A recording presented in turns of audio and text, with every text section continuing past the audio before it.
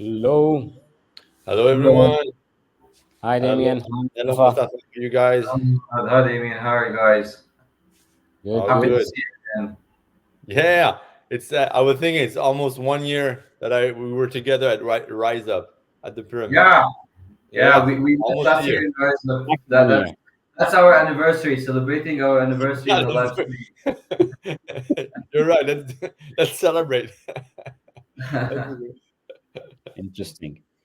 Okay, so let's start. I think, Damien, the microphone you have this time. Yeah, I'll start. So we always go through Cogya very quickly. So we're a startup studio with just to get back, we help entrepreneurs, startups launch their idea with various services by building their MVP with their app, with the team, their marketing, and also helping them to get funded. So that's what we do, and that's what we love to do. And then we need great experts and partners like Mustafa right here, who's an expert in B2B sales. He's the founder. I never know if I say co-founder or founder. Maybe that's a that's an insight, but Mustafa will present himself. He's the one that leads, that gets the business running, would say, and he's an expert in B2B sales. So I'll let you just do a quick snap of what you do. You'll talk well of yourself, Mustafa. Let's go. Thank you so much, Damien and Muhammad, for this amazing invitation. And thanks to Kugia for allowing me to give me this opportunity to be with you today.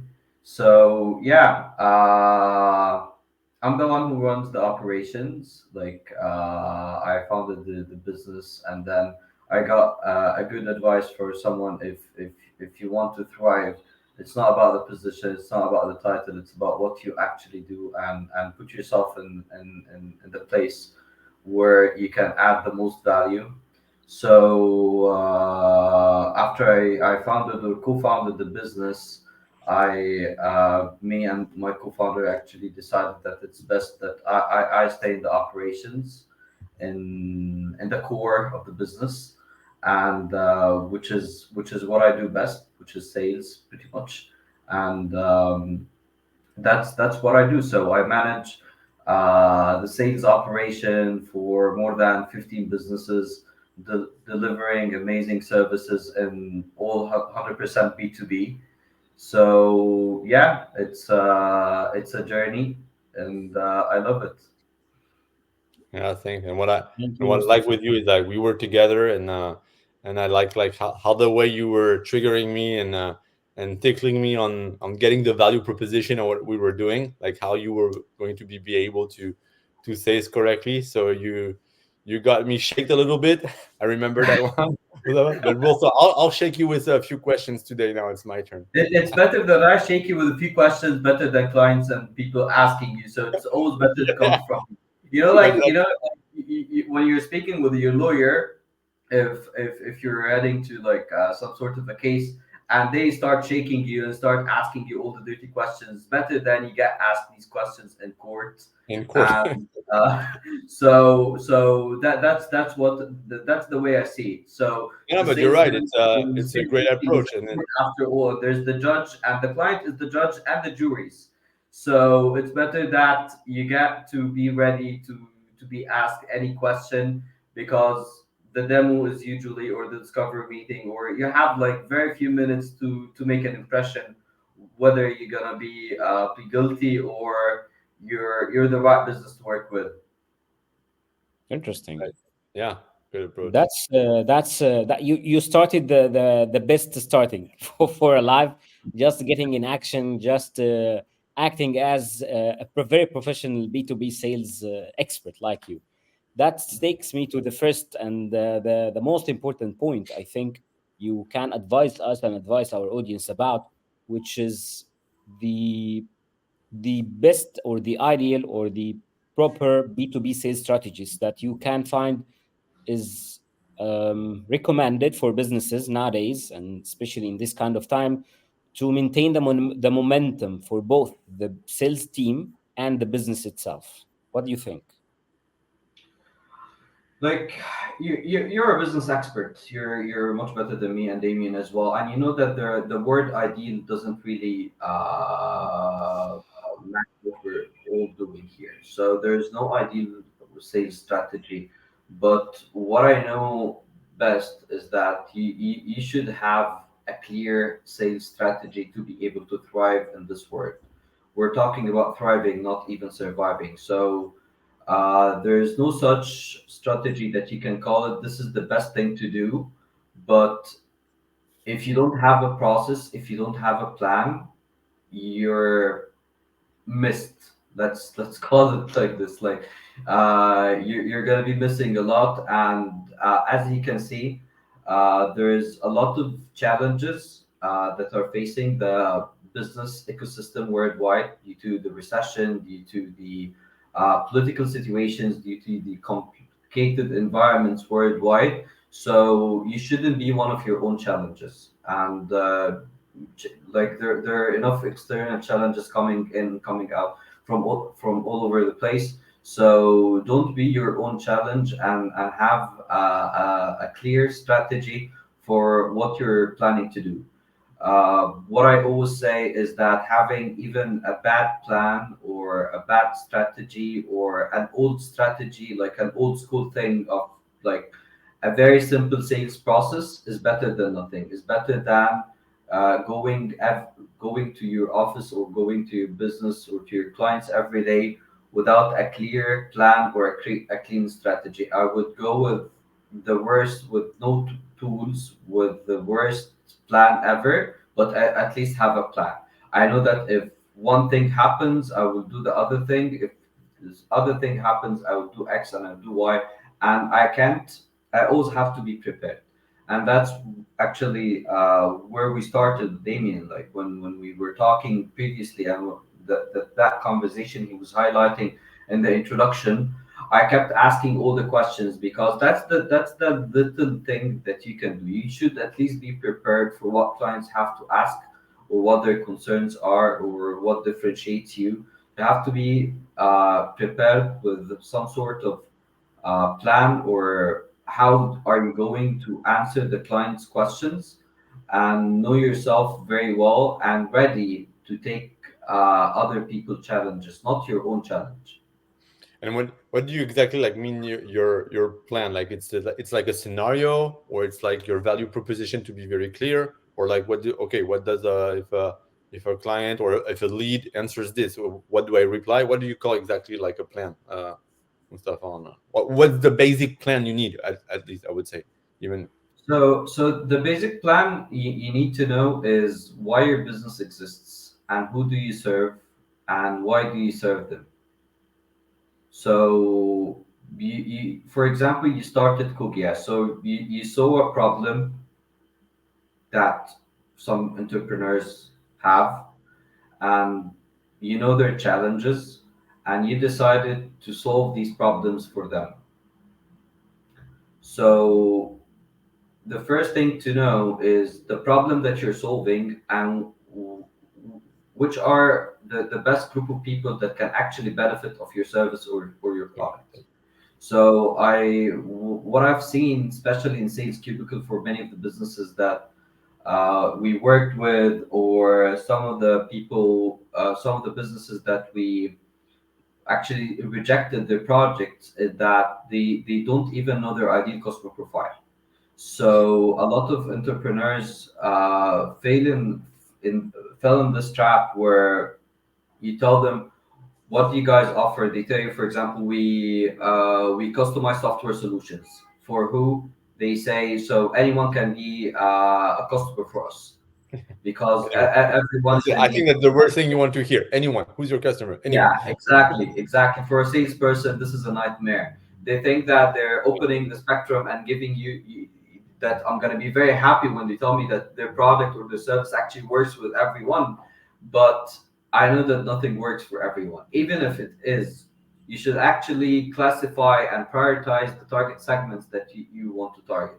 And people, they always, the biggest problem that salespeople face is that entrepreneurs always think that they know the answer, that they have done the segmentation, because they said, for example, we're going to target the FMCG industry. The FMCG industry is so huge. Okay, you have to break this down. Like what business size of an FMCG? are you targeting, and who's the best person to talk to offer them your service. So this is the base. Who's your ideal customer profile? And the second thing, or maybe it even comes first, what's the problem are you going to solve? How are you going to make their lives better? Because a lot of people, like, when what you just mentioned, what's the plan, you yourself just mentioned that what should you be prepared with the value proposition that you're offering? No, I would say that you have to master the problem you're solving. You should understand the problem from all the perspectives first, and then talk about the products or the features. Because what's going to to grab anyone attention is that you understand the problem, not that you understand your product. Everyone expects that you understand your product very well, but do you understand my problem? That's what's actually going to trigger me. That's what I care about. So if for example we assume that Sales Cubicle is a client, I don't care if you and Muhammad understand what Cogya can do very well. I want you to understand what I'm suffering from very well. So when I know that, when I see that, this is where I'm going to believe that Kugya might be able to help me. Not because they mastered the product, because they actually mastered my problem. They understand my problem very well. So they got the respect and the attention that I'm going to give them, because I will listen to you guys, because I found or I felt that you know my situation, you know my problem, in a world that's full of salespeople trying to sell us shit every moment. Yeah, that's one of the things that we always try to educate our clients, that we are building products and building businesses to solve problems, to satisfy some pain points for the customers. We're building solutions and businesses for clients, not for us. That's a trap. Exactly. We're Many building the people. product to satisfy the client problem, not satisfy your ego. Exactly, yes. That's another story. Yeah, yeah, because that's one of the biggest issues, that you feel that some of the entrepreneurs are actually trying to bring in the best solution ever, while from their perspective, like which are you're talking about, like, it's very simple. It's like you're getting support from your friend, okay? Mhm. Or we have like a cliche here in Egypt, where we call it like the art of bringing gifts. So if I'm planning to give Damien something, I'm planning to give Damien something that Damien will love, not something that I will love. And that's the narrative that needs to change. Like, I'm trying to build a product my clients will love, not something that I love, not something that I adore, the the the the product that I have built myself. No, or the design. I need to care that my client will love the design, not me love the design. Mhm. Yeah, I like what you said, because it's very, because I, since I know you, it's very authentic. Because when I was there, you remember this gift story, and you told me what's the gift you wanted for your family and all that, and I said, oh, I need one, and you narrow it down like a sales guy. And what exactly would you have pleasure? And I remember that it's authenticity. And that's what you exactly you said, and that's what you do in business. So I like your I Did like you your like the gift, by the way? We never had a yeah, yeah, chance it to was great. Yeah, it's great. It's here. I can show you. great. Yeah, yeah. But I remember you were saying, no, no. But which one do you like the best? Which one do you like? And you were triggering me like that. Just like you just said for the business. What we have to do. So yeah, that's authentic. What you just said. That's just Yeah, so I think that should be the plan. So I should know the problem that my business is trying to solve very well. I should live in that my clients were it in their shoes, understanding what are the obstacles and the challenges that they are actually facing on daily basis, and then I choose the group that I'm gonna serve them the best. And that's another problem. Like, usually when businesses do segmentations, they try to find the most profitable segments, and the most profitable segment shouldn't also fall that under the umbrella of the segments that you're going to serve them well. So I would always say to my clients that they, for example, they think that Right now, in the entertainment industry in Saudi Arabia is booming so much. There's a lot of money spent out there. So they want this part of the cake. So I stopped them and asked them, like, do you have what's gonna make them happy? Like, did you serve any entertainment business in the past, doing events, etc., like doing Yeah. sports events? No, I didn't. Okay, so why do you want to do this? Because it's profitable. Okay, so as much as it might seem profitable now, but if you don't serve them well, it's gonna cause you a lot of losses. Yeah. After. Yeah. It's all. Exactly. So I would always go with something like, who do you serve best? How did it work with you in the past with these segments? So do you understand their problems very well? So that's the most profitable segment for you. Like, it's not the profitable segments in Yeah. general. It's what And as we actually say in suits you. yeah, in this state, when you have an acquisition of one client, he's going to be cheaper to acquire. It's going to be more costly to acquire a new one than work with that client that you already acquired to sell other things and all that. So the acquisition cost of the customer. So if you delivered well and you did a good job and you continue like that, it's a real great sales business because it's going to be a referral, ongoing, and all that, and it's going to be cost effective also. Exactly. And another point that's very important, that you will save the cost of the learning curve. Because if you have worked already for a couple of years with the mining industry, for example, so you know the pain points for this industry very well. You know their world, you understand their problems. But if you decide to shift into a new segment in a whole new industry or in a whole new business size, like sometimes you think that because you have been working with the, let's say, the technology sector for the past 10 years, that you understand the technology sector very well. No, maybe you were working with startups from the technology Yeah. sectors, and startups in the technology sectors things completely in a complete different way in compared to medium-sized businesses of 100 or 200 people. And the mid-sized business of 100 to 200 people thinks completely different in the same industry, in the same location, the same domain, than the enterprise level. So every change you make into your ICP actually affects your business, affects your sustainability, and it's a big decision that you need to take carefully, because it will affect a lot of things. And the cost of it is not just money, it's time that you will never be able to bring back. So you would spend 3 or 6 months, 1 or 2 or 3 quarters trying to sell to a new domain. If you didn't take this decision carefully and it didn't work, the knowledge that you have gained trying to sell to a new domain for 9 or 6 months will not come back. Like, you will never leverage this again, and the time will never come back. So first thing, know the problem that you're solving, categorize and classify the people you can actually serve and provide the service to. And three, put this in a very clear document, call it an ideal customer profile. Put everything you know about this customer, the problems that they're having, the story that they're telling you. Narrow this down, so you can actually benefit from this learning curve that you have built. Because when you focus on one domain and one ICP, one ideal customer profile, you actually get to the first conversation and you get to hear things you never heard before. And the second conversation, it will not go well as well, and you will get some objections that you will not have answers to. And the third conversation and the fourth conversation, you will lead it. It's not the customer who will be talking.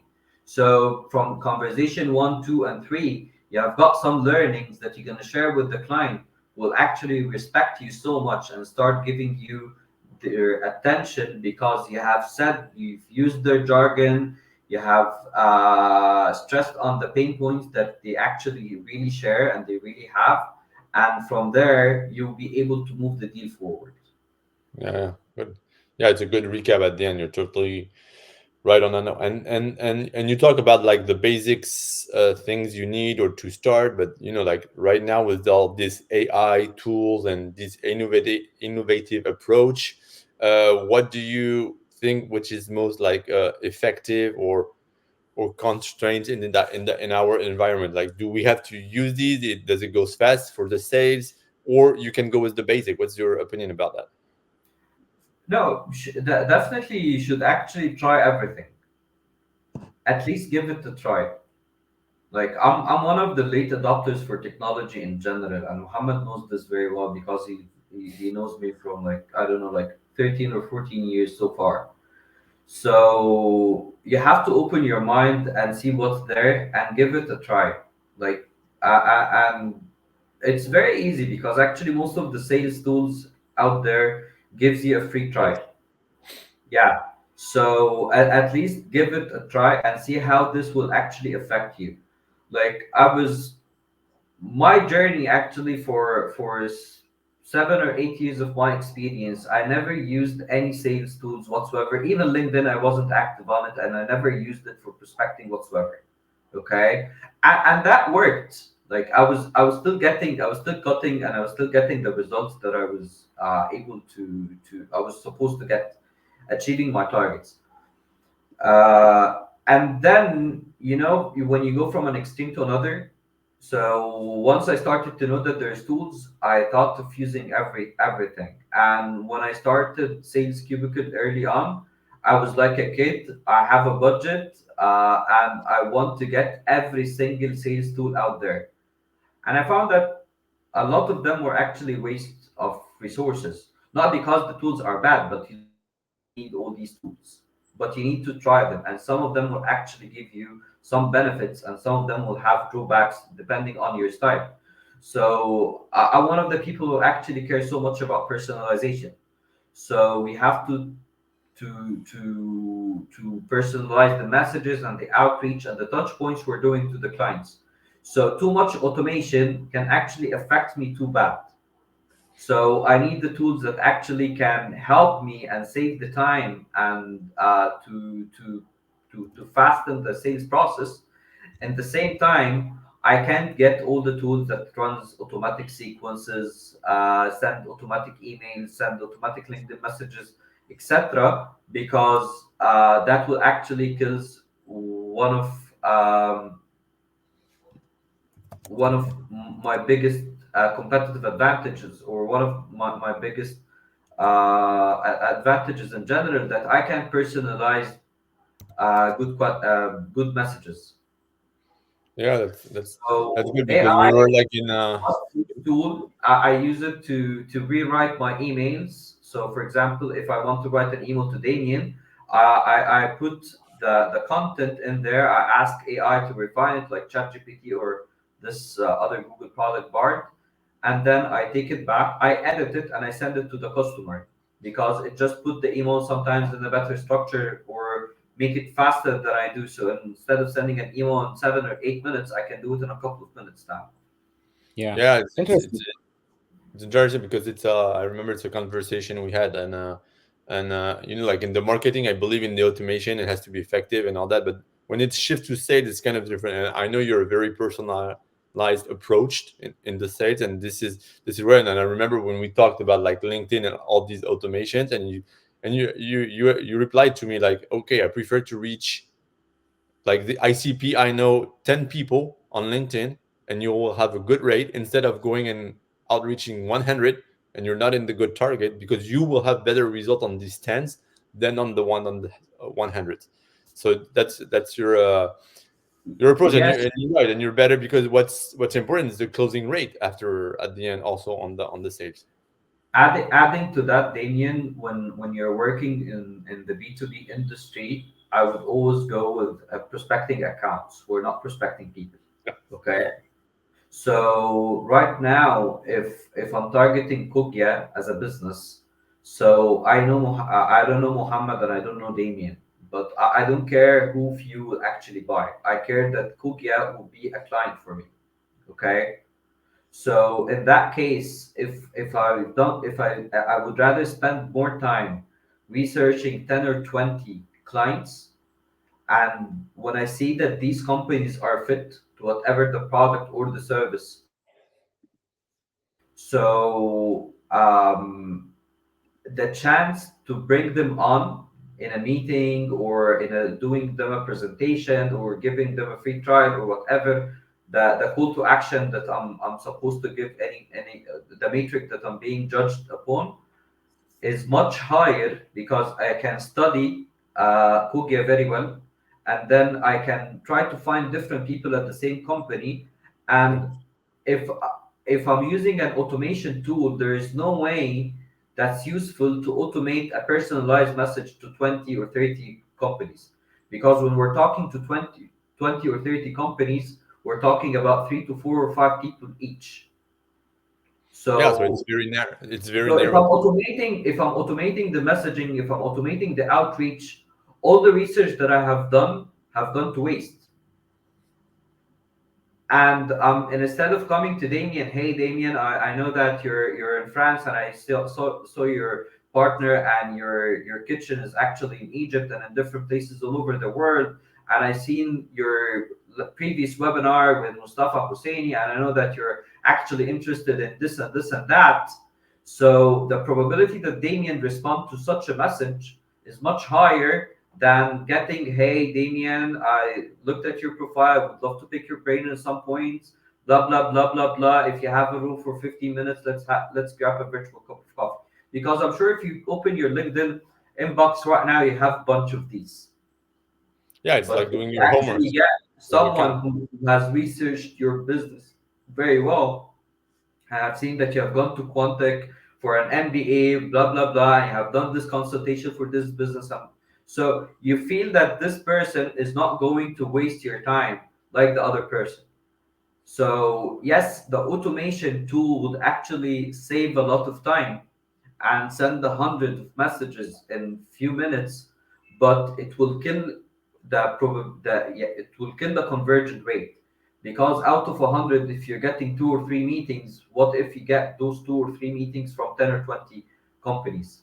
That's a much better conversion rate. Uh, Interesting. I think building on this, Mustafa, as well, the one of the challenges that many business face, what we call in the sales field, the playbook, the sales playbook. How do you think the playbook should be customized for any business, and how crucial is this playbooks is needed for any sales team, either the internal teams for any business, or even when the business thinks to get an outsourced help with some other people? How do they should customize it, and why do So you need it if it's needed? the the first question should be, who should create the playbook? And I would love to reverse the questions to you. Sorry. Who should create the sales playbook? That's the first question. I'd love to target this to you guys Yeah, first. the sales playbook, as per our executive MBA, for instance, they were advising us that the sales playbook should be built in house for any business. Any Mhm. business and any business owner should have the learning and the knowledge on how to sell his product first, before hiring a sales team in house, or even to look at an external agency to sell for them. That's why it's not an easy task to do. And part of this playbook is the ICP and all the aspects that you were talking about. But that's why is it crucial to customize it, and how do you customize it for your clients if they don't have this kind of playbooks? Okay, so I really wish that all my clients actually have studied their executive MBA with Quantec, because that piece of knowledge is very so the fucking sales guy. valuable He's for the me. sales guy from Yeah, Canada. I think this is one of the biggest problems that this is one of the main problems that contributes the most of the turnover that happens to salespeople, because most entrepreneurs and most business owners thinks that the sales playbook, just because it's called sales, it has to be created by the salespeople. Well, it's the sales playbook. It's like, let's call it the sales manual. So the first question Muhammad asked is, should it be customized? Yes, definitely it should be customized. You can't launch a product with using your competitor manual. You can't launch any product and get a simple manual online. So that's your sales manual. That's how your business sells. So what are the components of it? What are the problems that you're solving? Like the first part of Yeah, yeah. the that, like what are the problems that you're solving? How are you solving it? To who you're solving it? and how you're solving it, and who's your ideal customer profile. And more than that is, so you know that your, let's say your ideal customer profile is a CFO in a business from in a medium-sized business of 50 to 100 people, that they work in the technology sector in Saudi Arabia, and they target XYZ. So how do you reach out to them? So what are the best practices? So big part of it is actually built before salespeople come in. So what I always say to people, or to business owners, about the sales playbook, so you should have the first part, and you should understand if you didn't do the rest of it on your own, so you should allow your sales team 1 quarter to 2 quarters to build the rest. So you need them to reach out to clients via phone, via LinkedIn, via email. Try different lead sources and see what actually works best, and then document this, and this can at that point becomes the Bible, your Bible. So any Yeah. salesperson who comes in, that's our ideal customer profile, and that's the way we reach out to our clients. And this is out of a lot of experiments. This sales process is the best one. This is that worked the best and helped us close most of the deals that are very profitable to us. And do you think like including maybe it's silly for you the question, but like including the scripts, or do you like having like the sales guy to have like a very specific, or I would say like border I, script? I, I Is really it love that to, in the yeah, playbook yeah, or what's? I love to do it like this, like an experiment document. So we have sent this emails, and that was the conversion rate. And we have done 100 calls, and this is like the script that we have used, or the code flow that we have used. And this is the conversion of this one, and this is the conversion of this one. This is really hard for salespeople, by the way. Yeah, So you're gonna because need you to play like assist them in with a the box. sales support or the sales enablement team, because if you just do it this way, if you expect salespeople to do this level of documentation, you're setting yourself to failure unless you have a very strong and easy to use CRM. But yes, definitely, I recommend that you put everything that you have done in the playbook as, again, like as an experiment document. So we have tried this good call script, and these were the results. We have tried reaching out to people on LinkedIn with that title, and these were the results, etc. So when you keep documenting everything, you have got yourself a very good material, and then you can have your business analyst analyze it and tells you, so after 6 months of doing this work, this is what we have reached. So I remember very well Muhammad have asked me a question early on. I think that was almost like 6 or 7 months ago. He said, like, what would a salesperson do to not get fired other than getting the revenue or getting the deals closed? I said, like, one of two things. So whether you sell and get me the target, and I'm telling you, even the most process oriented businesses in the world will not care so much how did you get these deals closed. Okay, that's one. Or get me a reason or the insights why we weren't able to sell.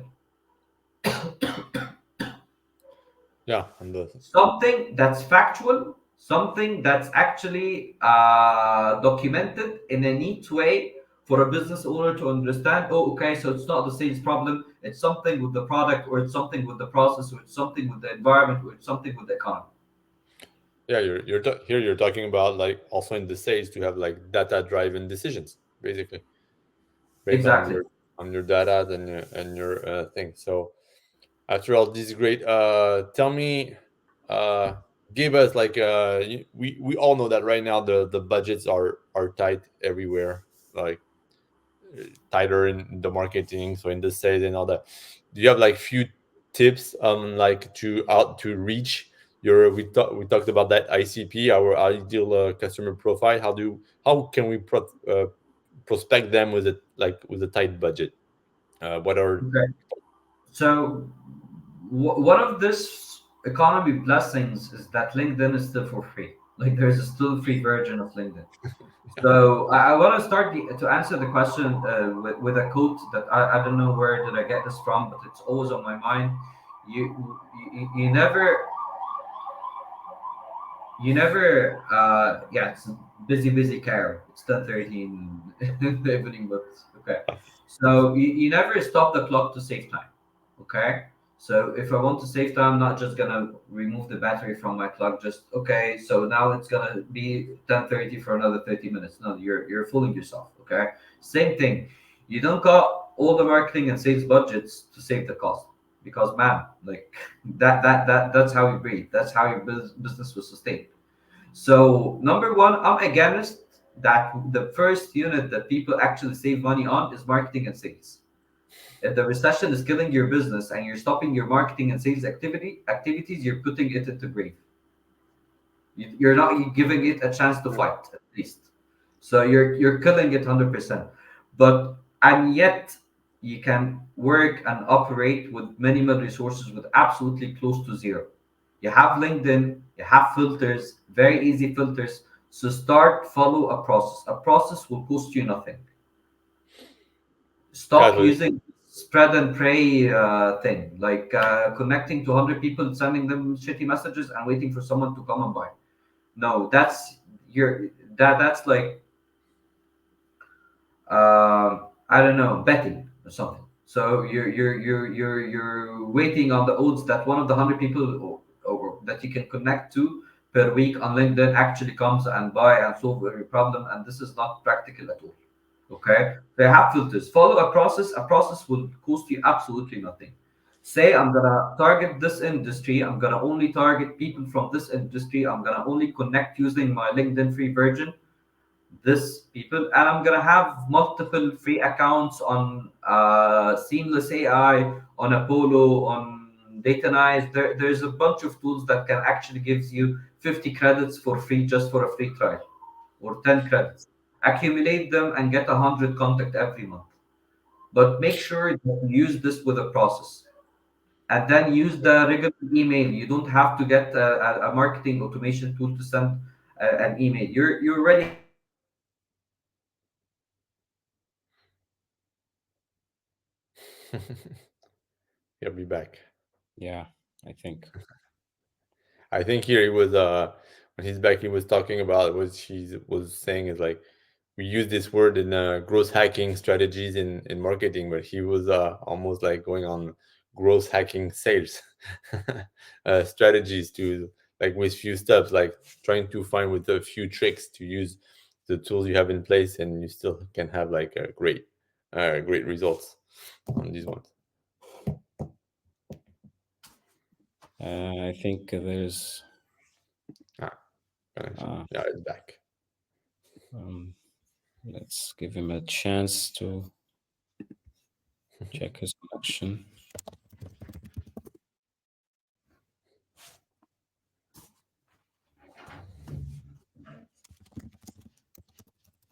Technical always happen. We didn't have any technical issue right instance now. Mhm. Yeah. I think yeah, he's right in terms of the prospecting. There are a lot of tools that can be used. Even we tried some of them, as you know. But Yeah. the main crucial thing is not how to prospect, but as he said at the beginning, to have like a proper plan, like identifying who are the ICP or the ideal customer profile, like having a continuous channels to get more leads and more prospects. That's crucial to get the results out of any kind of prospecting. It's not the prospecting itself or the channel, but the sustainable channel that we need to rely on and acquire more prospects and leads to maintain the value we are trying to deliver for our clients.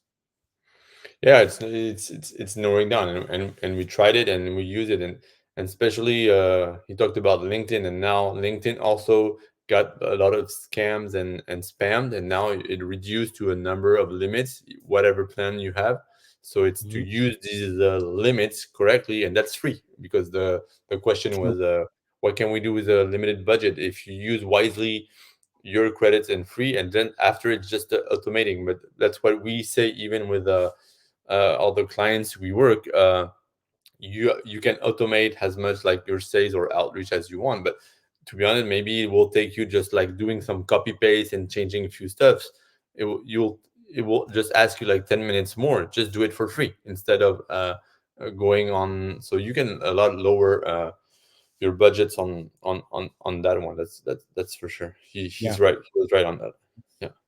that's very true. But you know, there's a question in my mind. I think we might ask him when he get back. Yeah, it Is can there work. a game of, or some cases you are forced to minimize or try to cut some costs?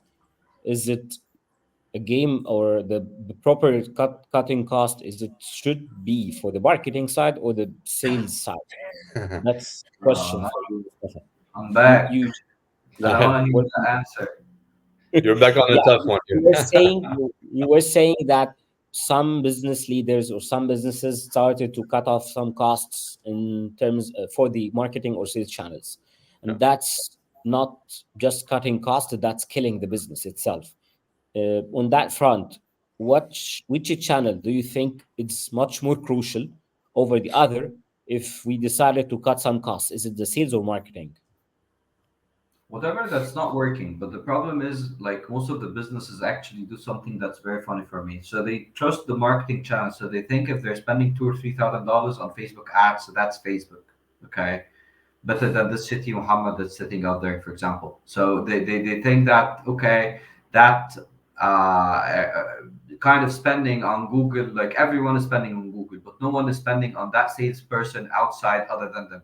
So they think it's easier or it's better or it makes more sense to get rid of the salesperson better than getting rid of the spending they're doing up over like thousands of dollars, and we have seen this, like we have seen businesses who are actually spent on Google AdWords and send on digital marketing ads tons of money, and when you ask them for a budget for a good salesperson, they say no, that's very expensive, we can hire two people with that same budget. See? So Yeah, but you know what? Because we had a talk of marketing with Madhu, and I think we have to do a big round table, guys, and we have to do like a little battle. Yeah, you're right. With yeah, marketing and sales, and we could have fun. maybe that's the next webinar, but I prefer to have them in person so I can solve my problems with them after the webinar. So whatever, so we can have it like a Yeah, fight, you're right. like We'll a stay friends masters. at the end. It can be a little, yeah, muscular or a little battle, but Exactly. it can be fun. So I would go with a very reasonable answer. Cut what doesn't work. Okay, so if marketing have generated better leads or better or more business or more revenue to you than salespeople, so actually cut down the salespeople. It's coming from me. Okay, I'm telling you, cut the salespeople. If that's the case, but that's rarely the case. That's really the case because is it the spending that you're doing, is it the MQLs that you're getting from closing itself? No, there's a salesperson behind it who actually have done the sales process.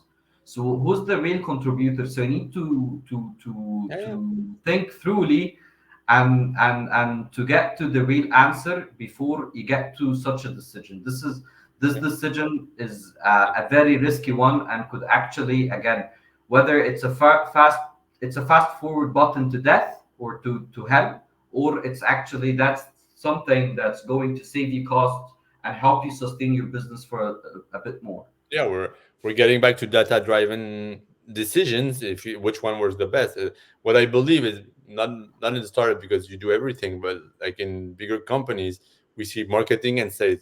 I strongly believe these two have to work really closely together, and that's where it can come with a great result. And they don't have to do the market. Oh, the sales guy, he has the cherry on the cake because he's the one that closed it. But maybe it comes from a marketing effort, and these two teams has to work hand to hand. That's for Yes, me Damien, one part of the same. what you're saying have been actually is like a norm of what people are saying for the past 10 years. Yeah, Okay, marketing and sales has to work together. Marketing and sales have to work together.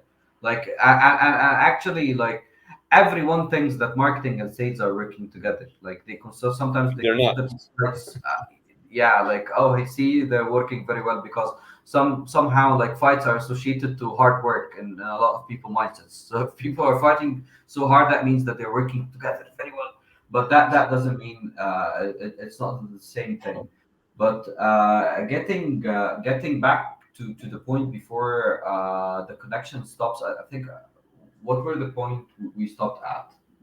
I think building on that point, before the connection stops, we might build on it, and we need to net know from you, based on your knowledge and experience and with the client that you provide your service for. How can businesses utilize and use the cold outreaching effectively without compromising the quality? That's the crucial challenge. And this is, I remember that was one of the discussions we have before, that the conversion rate is one of the crucial things that you're looking at your KPIs, not the conversion of closing deals, but the conversion of getting clients in a meeting. Getting like 100 leads and convert like 10 of them in a meeting is much better than getting 1,000 leads and getting the same 10. But how can the cold outreaching could be scalable for businesses without affecting the quality and without burning leads? Okay, so you need to start from the very first point. Do you have the right ICP, or do you think that you have the right ICP? Okay, so you have always to come back to the beginning, to the playbook or to the manual or the first question that you answer. What problem are you solving, and who are Mhm. you solving it to, and why your business exists?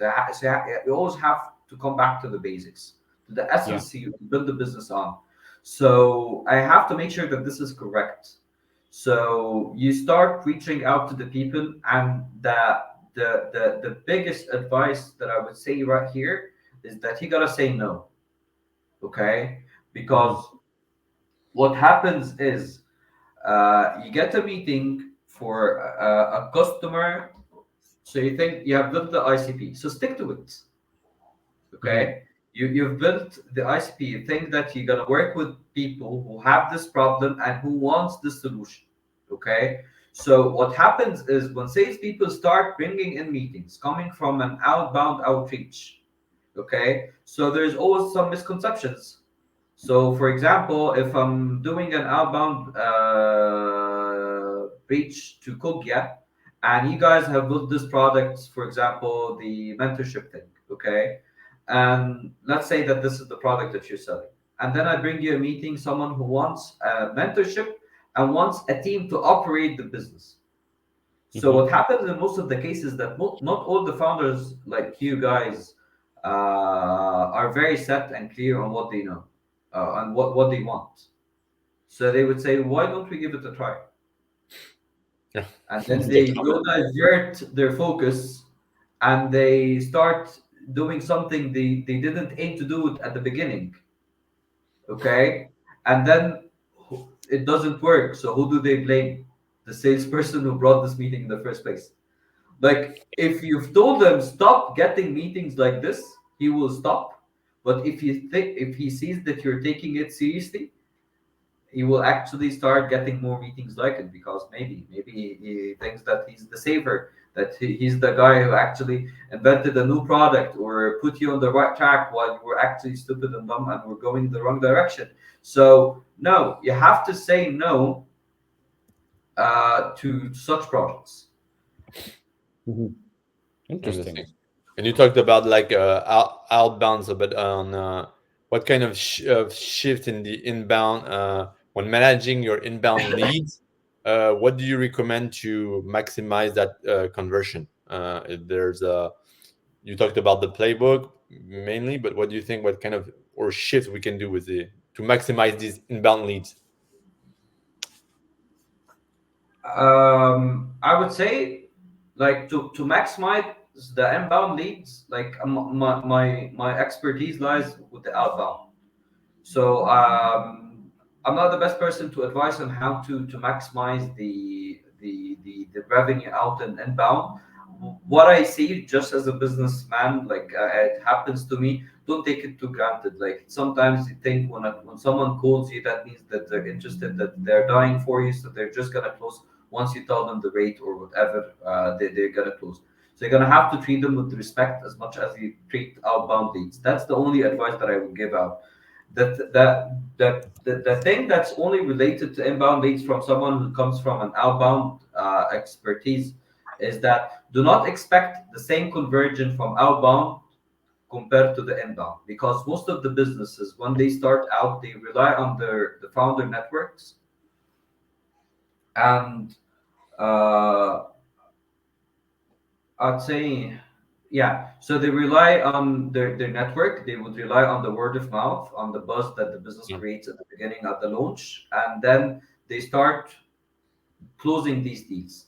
Then, when they start to have an outbound sales team, they want the same results. So they tell you we convert 3 out of 7 leads comes to us in the past year. We closed 3 of them, but the 3 of them actually came knowing you, were friends with you, Yeah, they it's were different. spending Yeah. a day with you. Everything was different. They worked with you previously, or with your co-founder, or someone with the team. They came from a direct referral. So a lot of the work were actually done over years, which is like profiling you, trusting you, and understanding your business, because they were friends. So they didn't spend like 30 or 45 minutes demo. You actually stayed with them in a coffee shop or in a bar, and you've told them the whole story of the business. So they loved it so much. So they made the buying decision much easier. So you can't compare this to someone who, not you, actually, one of your salespeople have reached out to them in a cold way on LinkedIn and brought them into a meeting. They're very skeptical. They don't trust you. They don't know who you are.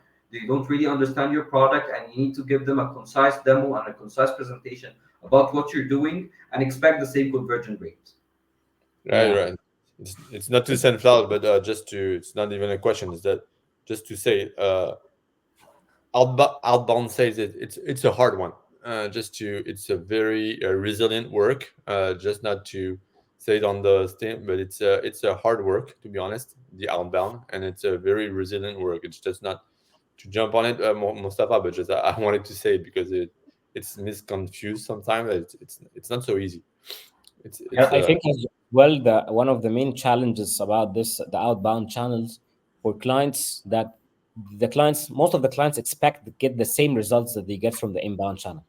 Even the feedback or the perception of the clients they get from the inbound channel, they expect it will be the same. However, actually on the ground it's totally different. The inbound channel, it's someone looked at the website you have or know about your service from a friend, from other referral.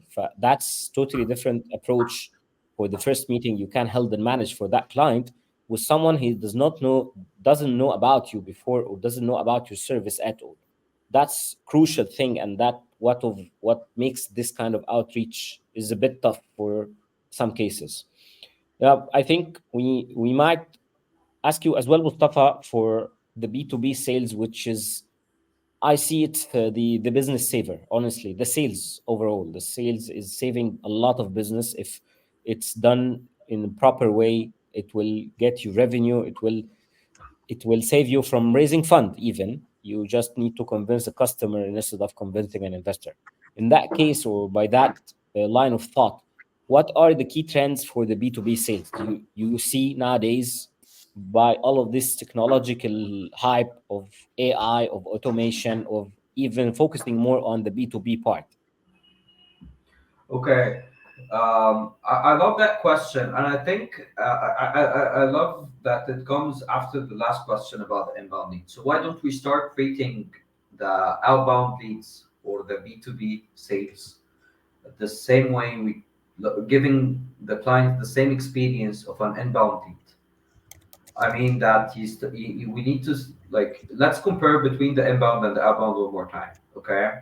So the inbound, the main difference is that they spend the time studying your website, doing the research, understanding your business very well. Maybe it was a referral, so they got an experiment or from a friend of theirs who actually told them about the experience of working with your business. So why don't give the same experience to someone that you never met before? Let's start focusing on our websites. Let's start putting some case studies and use cases in the yeah, way of the client. So, for example, we before we like instead of thriving to get people to the meeting, to the first meeting, open the conversation, share a case study with them, share a use case with them, and tell them that you think that they might find this useful. Share with them free content that would educate them. Share with them some videos about the service or the products. share with them some testimonials from people of your clients, so they don't have to go and ask around and try to get some research themselves. Because the buying behavior of businesses is has changed a lot in the past 2 or 3 years.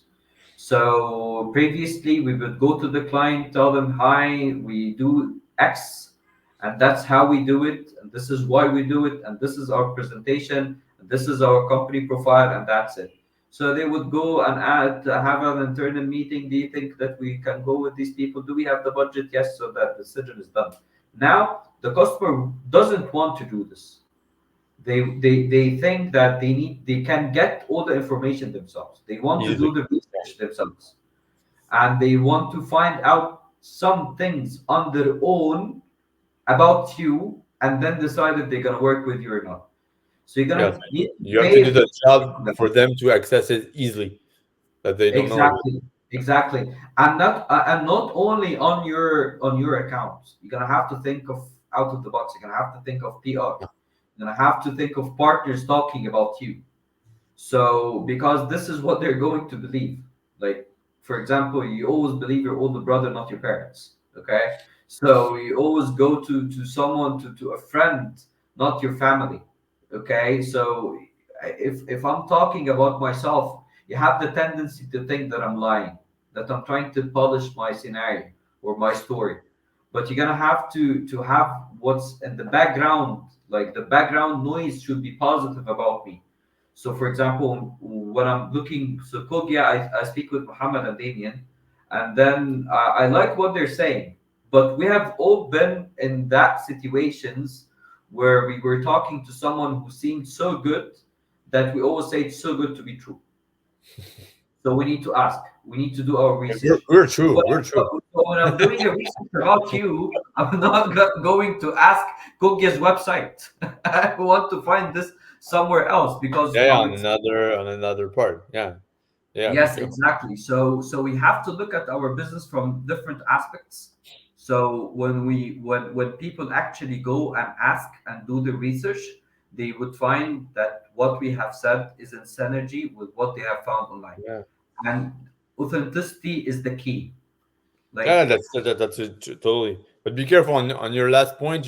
You're starting to shit on the like a marketing guy. Just be careful. I'm just saying that so that so that you're be careful on that the one. sales people are marketeers after all, they mean like. Just to and to wrap up, this is something also we cherish, and especially in the startup world, we've been like there was this bubble of fundraising and getting a lot of money, and then we believe with Mohammed that we need to get back to basic business and a sustainable business that gets you revenue. And same thing on the sales. How can you? What are the key components for you to get a sustainable sales strategy that will not just last 3 weeks or 1 month, but you're on a good one and that's sustainable, you can count on it, and to grow your business with it.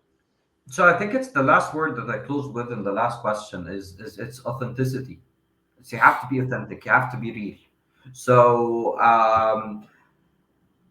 when I say that you have to put content everywhere and with partners and PR and focus on these things, make sure that you put this content and make it available to clients. But make sure before you make it available to clients that this is real, that this is not a lie. Yeah, not a Okay, lie. Yeah, yeah. that's this is lies is what kills sustainability. Okay, because when people actually go and read something about you or a case study that you have shared or a use case or a testimonial and they try the service and they found that you're fake, uh, this word is going to spread much faster than anything that you would actually launch on yourself.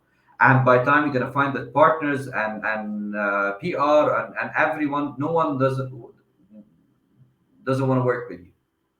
So even if you come second in your market, say that I'm the second sales outsourcing agency in the MENA region, and we're trying so hard.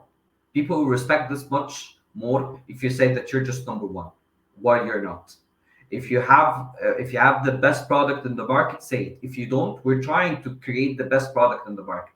This trying word that you added to the same sentence will actually change the narrative and the perception people will actually see you, because we're living in a startup world, and most of the businesses, even the most established businesses, are trying and starting something new today.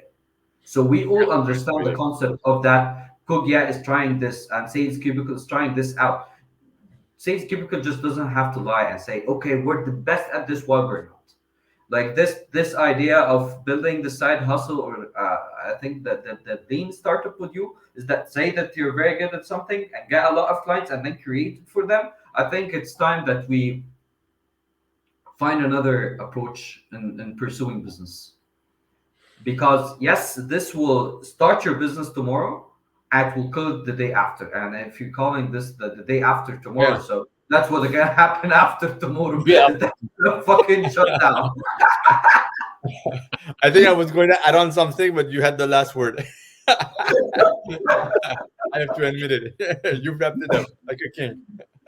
No, I think we have question for one of our audience. I guess Damien, you might need to add to this question as well, because it has multiple perspective to we can tackle on.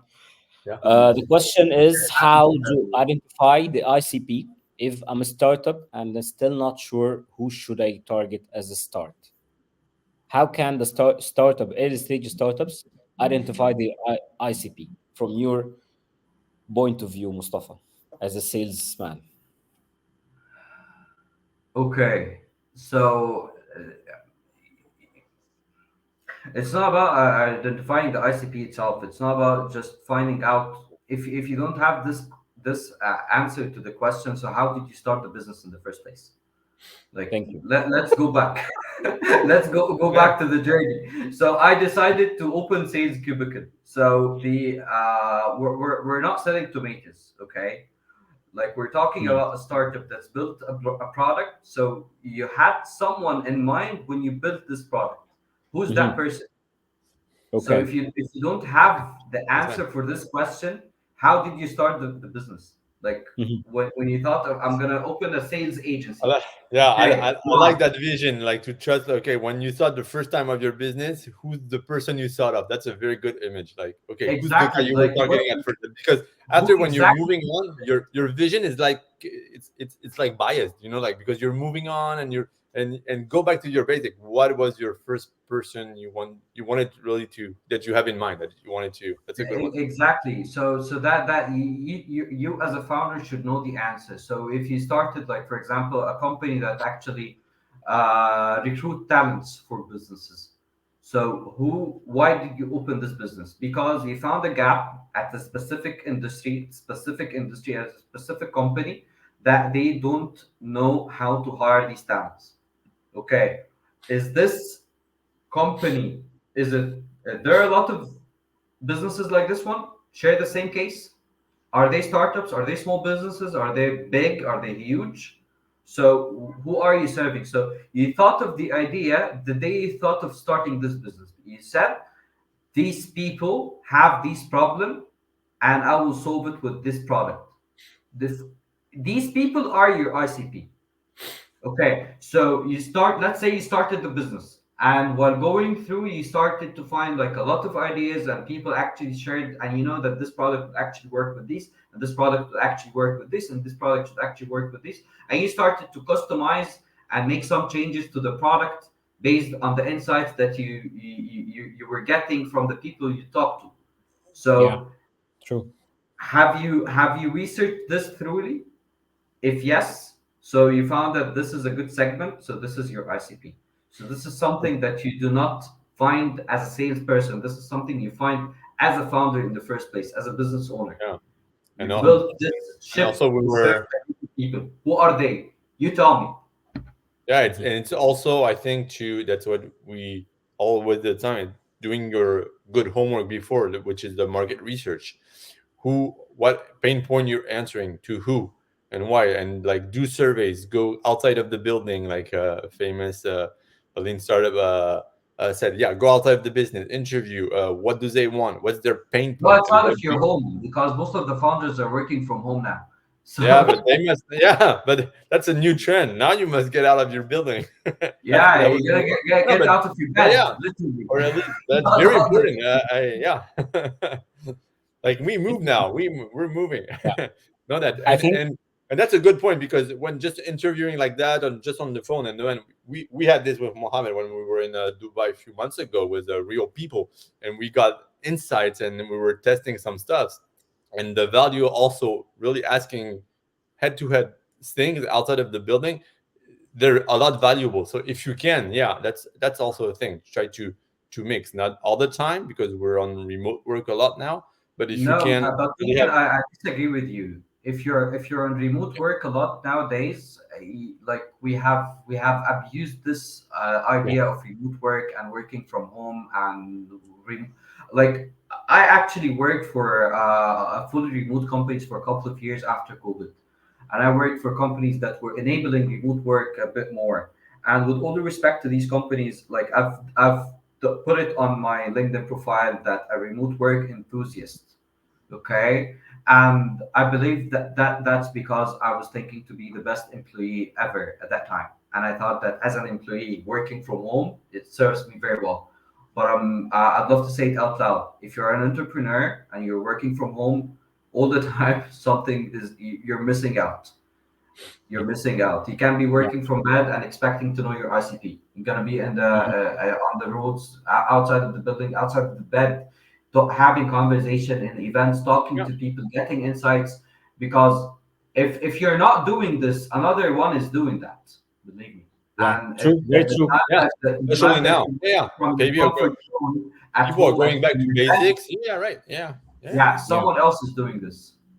Yeah, I think as well for this question because it reflects in in my mind as well for the business side. I guess not. I'm sure, honestly, not guessing. I'm sure that identifying an ICP for any business, it's part of the business validation. You have to validate your business by getting and identifying the ideal customer profile. And this is part of the product market fit journey.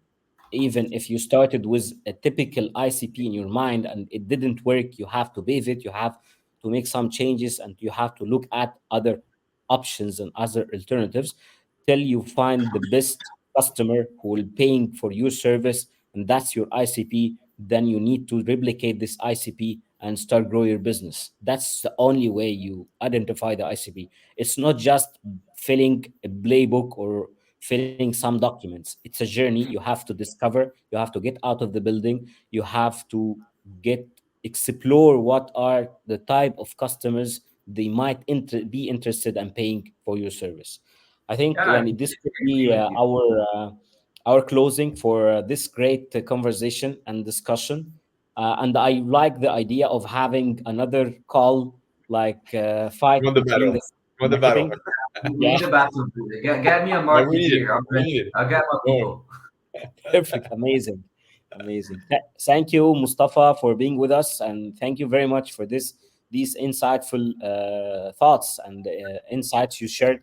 There are many comments across different channels. People are adding as well some comments about and agreeing a lot about some points you've shared. Thank you very much again, and hopefully this we can repeat and have much more talks and much more lives in digging in deep details about the B2B sales. Thank you so Yeah. much. Thanks a Thank lot, you, guys. Mustafa. It Thank you, was a Damien. pleasure for our 1 year anniversary. Thank you, Habibi. Yeah. Thank you. Thank Goodbye. you. Thank you all. Have a good Bye one. bye. Bye bye. Bye bye, guys. Next visit.